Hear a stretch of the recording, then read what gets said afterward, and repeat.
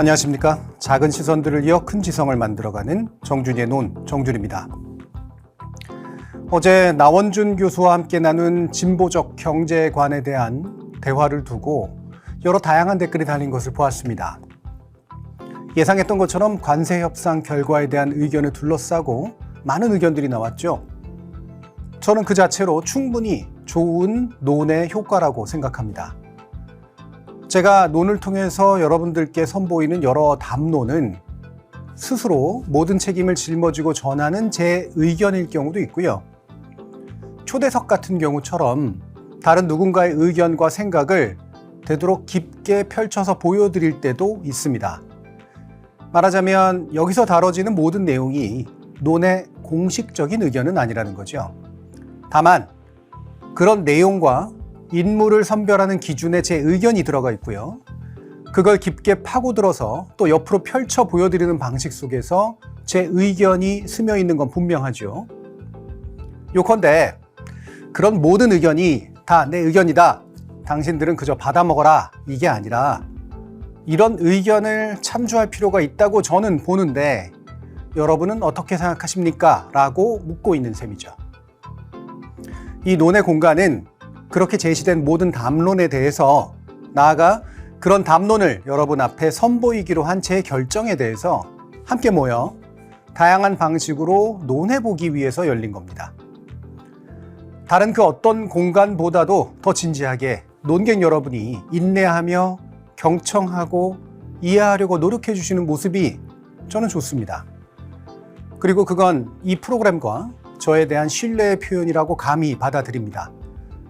그런 신뢰를 깨지 않는 한 조금 더 넓고 조금 더 깊게 담론을 이끌어 보겠습니다. 그런데요, 그저 다른 의견이라고 해서 무조건 경청의 가치가 있는 건 아니겠죠.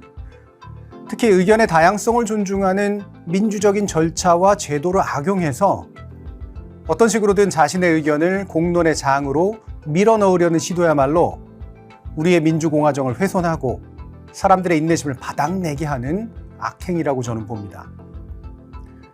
이들은 대단히 의도적으로 표현의 자유를 오염시키고 목소리의 다양성에 대한 기대 그리고 관용의 가치까지 허물어버립니다. 그런데 이들에 대한 단호한 대처가 편향이거나 극단주의라고까지 말하는 자들이 우리 사회의 공론장의 핵심을 운영하고 있는 이 비극적 현실, 오늘 정준이의 논은 바로 이 문제에 집중해 봅니다. 정준이의 논 45번째 이야기 지금 시작합니다.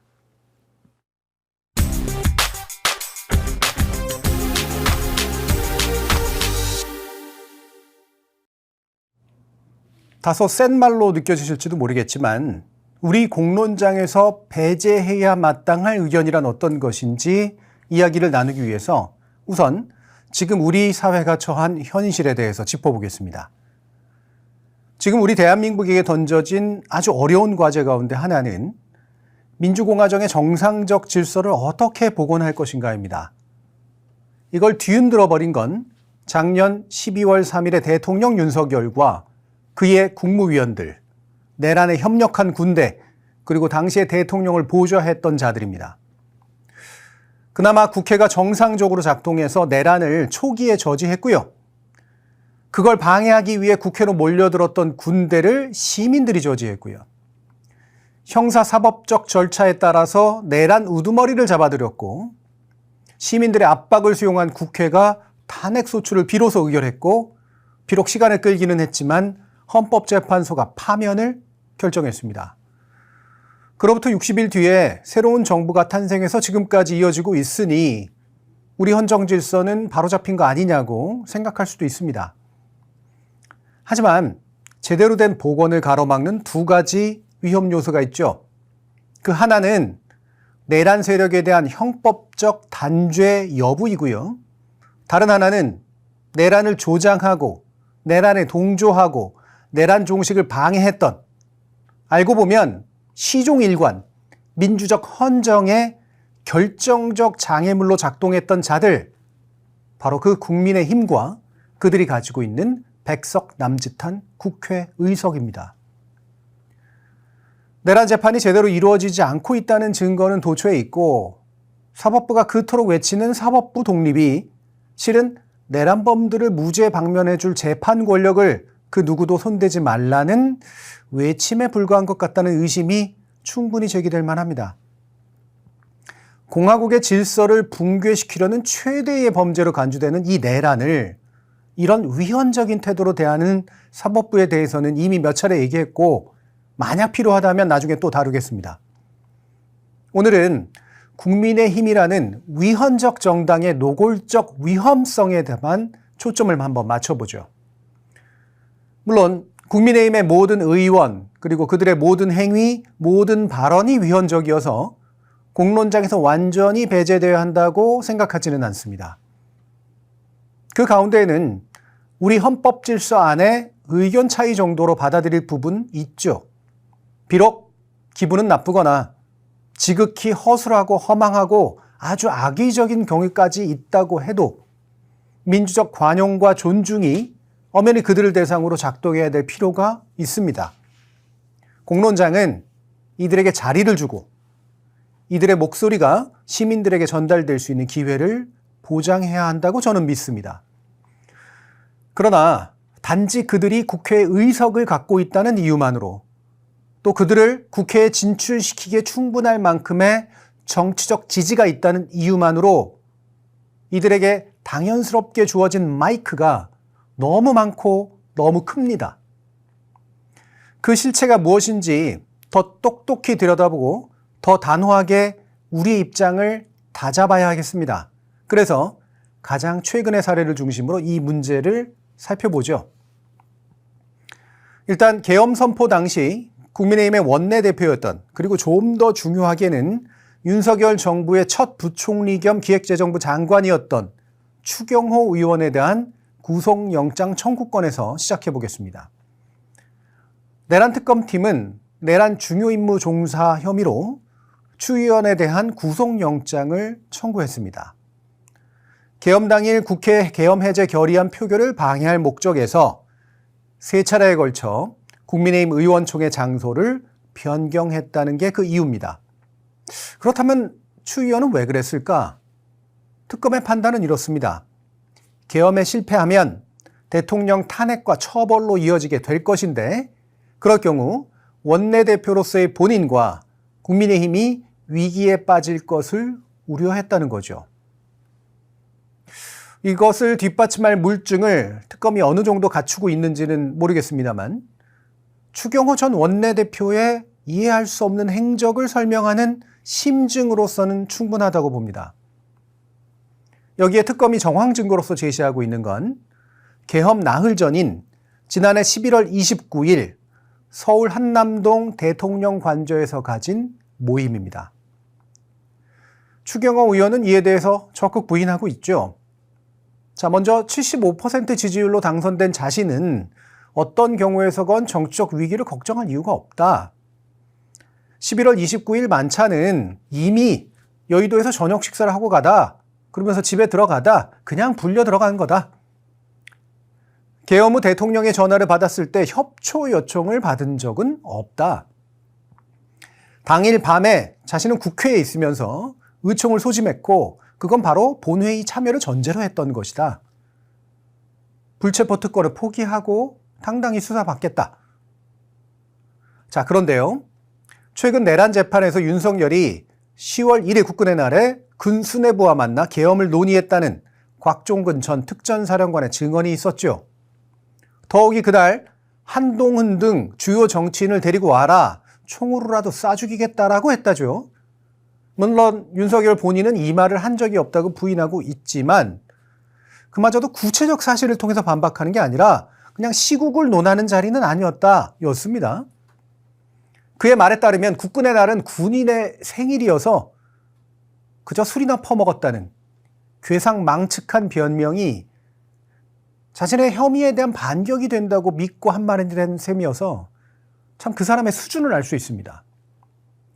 그런데요, 계엄 선포 2달 전인 10월 1일에 이미 그런 말을 하고 다닌 게 윤석열이라고 본다면 계엄 선포 4일 전인 11월 29일에 여당의 원내대표를 그냥 불렀을까요? 만약에 4일 뒤에 계엄을 선포할 것이었으면서도 추경호 의원 앞에서 시침이 뚝 떼고 연기를 했던 거라면 애당초 그 계엄이 잘못된 거를 윤석열이 알았기 때문에 그런 거겠죠. 반대로 수일 내로 계엄할 것을 알리고 협조를 구했다면, 혹은 적어도 그날 운 정도를 떼고 계엄 당일에 바로 협조를 구한 거라면 추경호는 내란을 저지하지 않고 오히려 방조한 게 되겠죠. 어느 쪽이든 추경호 의원의 자기 방어는 윤석열에게 모든 죄를 뒤집어 씌우려는 그런 동기가 읽힙니다. 추경호 의원에게는 딱 두 가지 선택지만 있었습니다. 먼저 계엄 선포는 내란이 아니라 정당한 일이었다라고 말하거나, 계엄 선포는 헌법과 법률을 중대하게 위반한 사건이니 나는 절대로 동조하지 않았다고 하거나, 이 둘 중 한 가지를 선택했어야 됩니다. 일단 추경호 의원은요, 윤석열에 대한 탄핵소추 의결도 막았고요, 헌법재판소가 윤석열에 대한 파면 결정을 해서는 안 된다는 쪽에 줄곧 서 있었습니다. 자, 이런 행동으로 보면 그건 내란이 아니고 따라서 불법도 아니라는 신념을 갖고 있다고 했어야죠. 체포동의안의 국회 통과는 뻔한 사실이니 그저 말로만 하는 불체포특권 포기가 스스로 당당하다고 말할 게 아니라 오히려 차라리 계엄을 옹호하는 게 더 당당하고 일관된 거 아니겠습니까? 자, 반대로 혹여 지금까지 그런 잘못을 저질렀다고는 치더라도 헌법재판소가 이미 파면 결정을 했고 국민 다수가 내란으로 인식하고 있는 조건에서 과거의 자신의 그릇된 태도로 반성하면서 계엄은 잘못된 것이었다, 당시에 적극적으로 막지는 못했지만 적어도 동조한 것은 아니었다고 말했다면 그나마 이해해 줄 마음의 여지라도 있습니다. 12월 3일에 추경호 의원이 보여줬던 모습은 누가 보아도 계엄 해제 의결의 적극적 방해와 소극적인 혼란 야기 이 중간 어딘가에 있었겠죠? 만약 적극적으로 동조하면서 계엄을 방해한 것까지는 정말 아니라면 최소한 스스로가 보여줬던 비겁함과 그로써 만들어졌던 혼란을 반성해야 합니다. 그래야 우리도 오케이, 일단 알겠소. 당신이 윤석열만큼 대놓고 나쁜 인간은 아니었을 수도 있겠죠. 그렇게 중요하고 결정적인 시기에 옳고 그름을 가리지 못한 채 우왕좌왕해서 자칫하면 내란을 초기에 막지 못하는 끔찍한 일이 벌어질 수도 있었다는 점에 그럼 도덕적 책임, 정치적 책임, 그리고 필요하다면 적절한 사법적인 책임을 지시오 라고 답해줄 마음이라도 생기지 않겠습니까? 하지만 추경호 의원은 당당히 계엄의 정당성을 말하지 않았습니다. 내란에 동조해서 처벌받을 게 뻔하니까요. 자, 그렇다고 반성하지도 않습니다. 어떻게든 정치 보복인 것처럼 만들어야 빠져나갈 구멍이라도 생길 테니까요. 자, 이런 모습은 국민의힘 전반에서 거의 그대로 관찰됩니다. 먼저 장동혁 국민의힘 대표는 이렇게 말했습니다.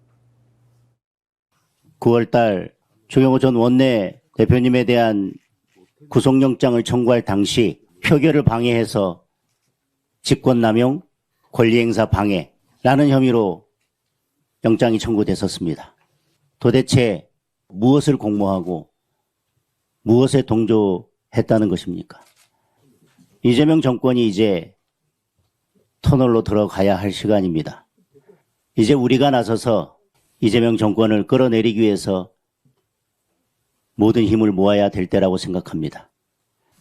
오늘 대통령이 시정연설을 하기 위해서 국회에 옵니다.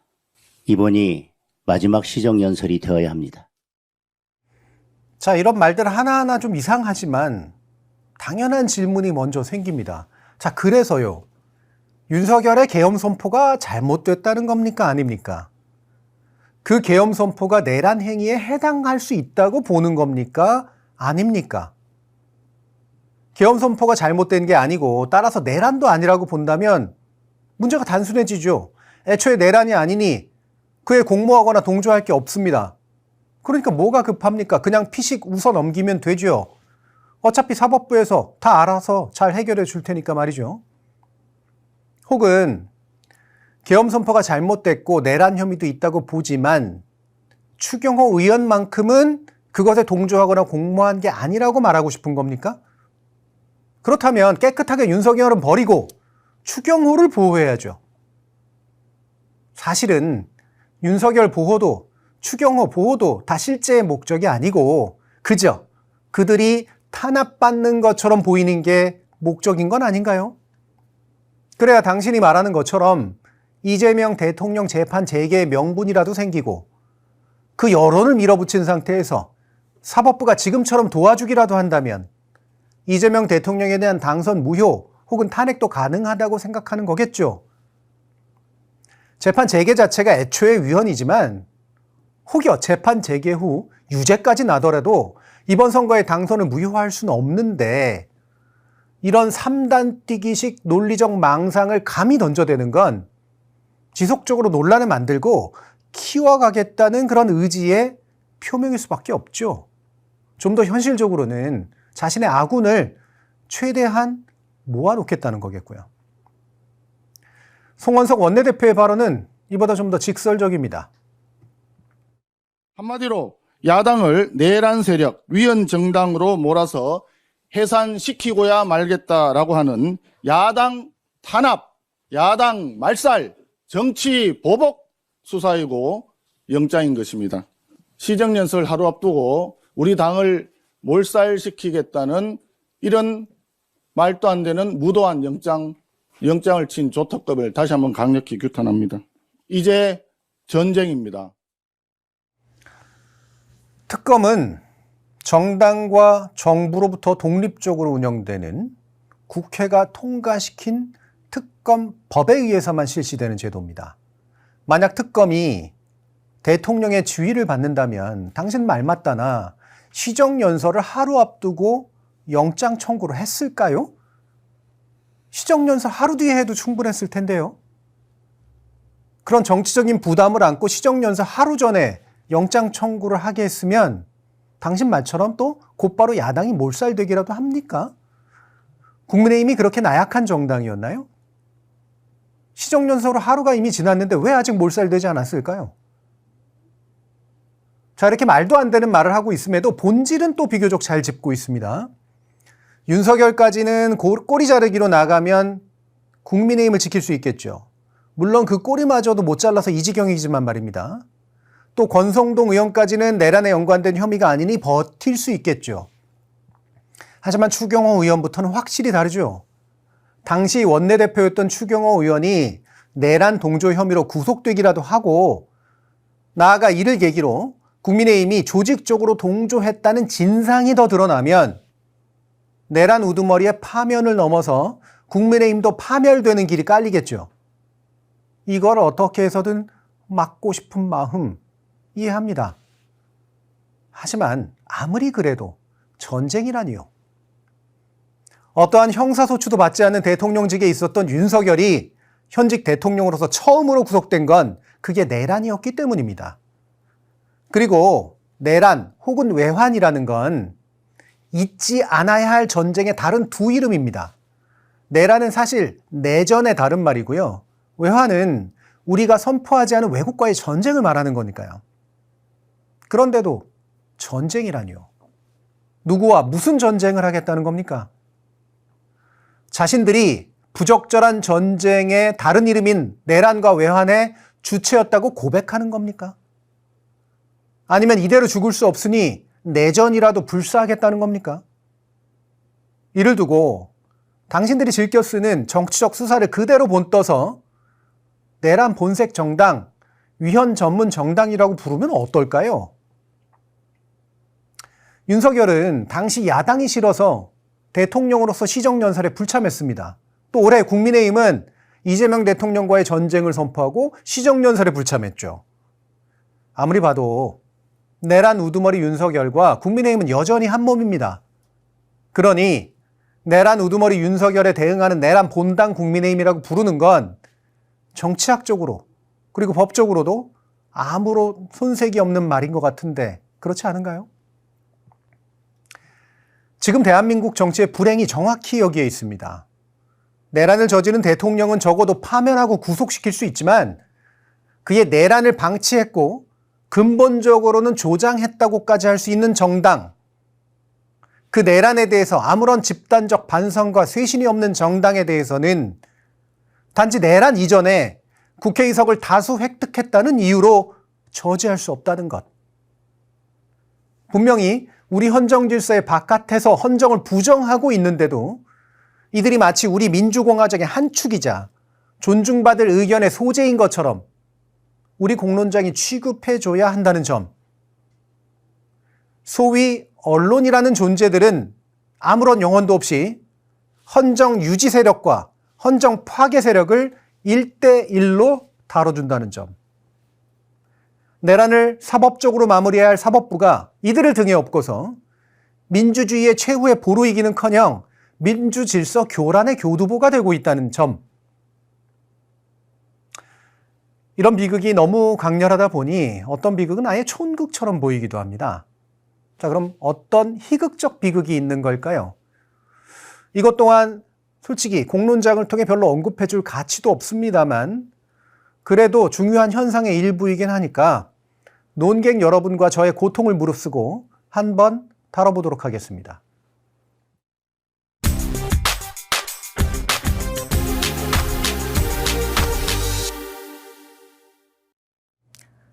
곽종근 전 사령관의 증언으로 윤석열이 한때의 동지였던 한동훈 전 대표를 참 미워했구나. 그리고 한동훈의 정치적 비굴함과 우왕좌왕은 이런 살기를 느껴서 나온 비겁함과 잔머리의 결합이었겠구나 싶게 만드는 일들이 있습니다. 그런데 이것에 대한 한동훈 전 대표의 반응이 참 기괴합니다. 참담하고 비통하다. 여당 대표로서 당과 정부의 성공을 위해 개선을 요청할 때였다. 그러니까 말하자면 이런 거죠. 자신은 나름 당신과 당과 나라 걱정에 당신이 잘 되라고 고언을 하고 있었던 건데 나를 죽이고 싶을 정도로 미웠던 거예요. 흑흑흑. 굳이 표현하자면 이런 식의 분위기를 느끼는 건 비단 저만이 아닐 겁니다. 당시 윤석열 정부는 분명히 잘못된 길로 가고 있었고 그 끝에서 결국 계엄이라는 대단히 그릇된 선택을 했기에 나는 결국 그에 대한 반대로 돌아설 수밖에 없었다. 그럴 것 같아서 내가 죽이도록 미웠나 보다. 앞으로는 절대 이런 대통령을 만들어서는 안 될 것 같다. 나부터 그리고 우리가 반성하고 개혁해서 국민의 지지를 다시 얻기 위해 피눈물 나는 노력을 해야겠다고 나는 다짐했다. 뭐 이 정도는 되어야 현직은 아니더라도 언론에서 일용할 발언 정도는 되는 거 아닌가요? 그게 아닌데도 언론이 보도해주니 이런 이상한 버릇만 든 거겠지만 말입니다. 그런데 한동훈 전 대표의 발언은 다른 곳을 향할 땐 또 사뭇 다른 분위기를 보여줍니다. 그는 어제인 11월 5일 여당 대표인 내가 계엄을 막는 데 앞장서서 민주당 정치인들이 체포되는 것을 막았다고 할 수는 있어도 민주당이 나를 구한 적은 없다고 말했습니다. 그러면서요, 이재명이 계엄하면 막겠다는 말을 민주당은 왜 못하냐라고 또 반문합니다. 이게 대체 무슨 말인가 싶죠? 민주당이 계엄 해제를 통해 윤석열로부터 한동훈을 살린 거라고 말하니까 아마 발끈해서 대답한 것일 텐데요. 윤석열의 정말 심각한 발언에는 발끈함조차 안 비치더니 민주당에 대해서는 그렇게 움찔하는 게 어색합니다. 뭐 그래도 심리적으로 그럴 수 있다 치기는 하는데요. 사실관계와 논리라는 측면에서 도무지 말이 되지 않습니다. 한동훈 전 대표가 민주당을 살릴 수 있는 힘은 아무것도 없었습니다. 아니야말로 야당만으로도 국회 표결 가능했으니까요. 그걸 알긴 하는지 야당만으로 계엄 해제 시도했으면 군이 들어왔을 것이랍니다. 사실을 말하지 않고 이상한 가정으로 논리적 비약을 해서 말하고 있는 거죠. 게다가 그 논리라고 하는 것도 매우 이상합니다. 이재명이 계엄하면 막겠다는 말을 왜 민주당이 지금 해야 하죠? 그런 가정법은요, 절대로 논리적일 수 없습니다. 가령 이재명 대통령이 자기 가족 땅으로 고속도로 종점 변경을 하면, 가령 이재명 대통령이 용산도 청와대도 세종도 아닌 곳에 새 관저를 짓겠다고 한다면, 만약 이재명 대통령이 국군의 날에 군 장성들을 불러 전쟁을 논의한다면, 이것들 모두 이미 일어났던 일이긴 한데 차마 가정하기도 민망한 일이죠. 이런 건 가정할 일이 아니라 아예 그런 생각조차 안 하는 게 본래 정상입니다. 한동훈 전 대표의 논리는 이런 무한한 가정에 대해서 무한한 답변을 하라는 이야기에 불과합니다. 가정이라는 것의 논리적 속성은 무한대의 가정이 가능하다는 것이고요. 그에 대한 답변 여치 따라서 결코 끝맺어질 수 없다는 데 있으니까요. 여기서도 한동훈 전 대표가 했어야 될 말은 그런 생각지도 말았어야 할 일을 벌인 윤석열 정부를 만들고 거기서 법무장관하고 당대표까지 지냈다는 데 대한 사과이고 반성입니다. 다시 한번 말하지만 단지 기존 헌정 질서를 이용해서 의원 100명이 넘는 공당이 되었다고 해서 그들의 모든 행위가 합헌적이고 존중받아야 될 것이 아닙니다. 그리고 그런 자신들의 위헌성을 덮어버리기 위해서 하는 더 위헌적인 발언들은 절대 목소리의 다양성으로 인정받아서 공론장 안에 자리하게 해서는 안 됩니다. 제가 미디어 학자로서 그래도 여전히 중요하다고 보는 공중파 방송, 공영방송이 아니라 여기와 같은 새로운 미디어를 통해 새로운 대안을 실험하겠다고 나선 이유도 거기에 있습니다. 저는 그곳에서 공론장을 더럽히는 자들의 목소리를 반영해주고 싶지 않습니다. 그리고 마치 그걸 존중이라도 해야 되는 것처럼 합리화까지 해주는 역할 하고 싶지 않습니다. 현재 국민의힘은 그리고 한동훈 전 대표와 같은 사람들에게 공론장에 시민권이 주어질 정당한 방법 딱 하나입니다. 여러 번 얘기했지만 자기 정당이 내란의 일각을 담당했음을 인정하고 그것에 대해 진심으로 사과하고 그들과 완전히 절연한 보수 정당으로 거듭나겠다고 말해야 합니다. 국민들이 용서할 때까지 수시로 확인해주고 또 반성해야 합니다. 일본 정부에게 식민 지배에 대한 사과를 우리는 계속 요구해야 하는 것처럼 말이죠. 근데 막상 말하고 나니까 그러고 보니 혹시 알고 보면 같은 처지라서 일본 정부의 극우화를 방치하고 심지어 용인하는 건 아니겠죠? 설마 그것만은 아니기를 바랍니다.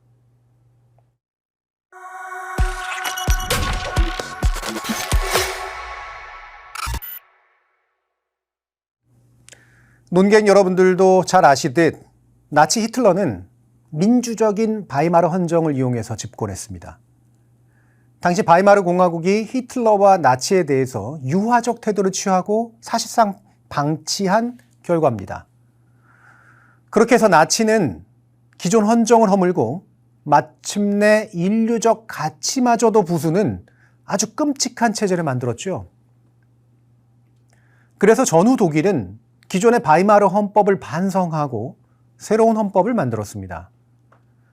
기본법이라고 불리우는 이 법은 민주주의의 기본 질서를 보호하는 전투적 민주주의를 핵심 원리로 삼아서 반민주적 정당 활동을 금지하고 기본 질서를 파괴하려는 세력에 대해 맞서 싸울 수 있게 만드는 장치를 마련해뒀죠.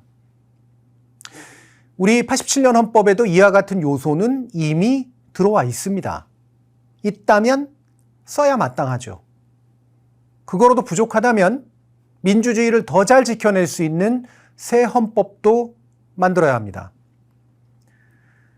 바이츠체커 전 독일 대통령은 전쟁 종식 40주년에 즈음한 베를린 연설에서 이렇게 말합니다.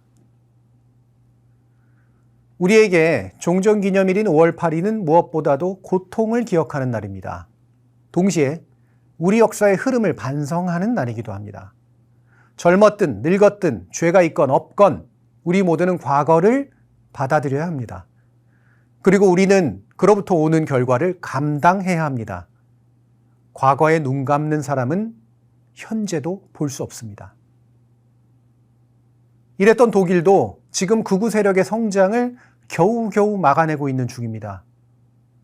그렇다면 지금 우리가 해야 할 일은 무엇입니까? 그 답은 매우 명확할 겁니다. 정준이의 논 45번째 이야기는 여기까지입니다. 오늘 꾸실 꿈이 위로가 되고 내일 맞을 아침이 용기를 주길 바랍니다.